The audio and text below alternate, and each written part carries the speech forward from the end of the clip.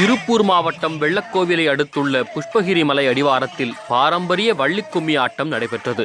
100வது நிகழ்ச்சியாக நடந்த ஆட்டத்தில் 1000க்கும் மேற்பட்டோர் பங்கேற்று உற்சாகமாக நடனமாடினர்.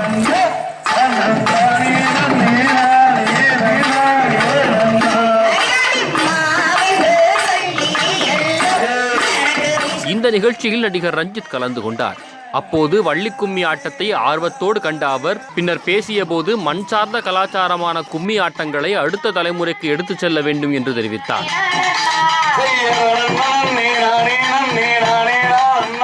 நிகழ்ச்சியை ஏராளமானோர் பார்வையிட்டு கண்டு களித்தனர்.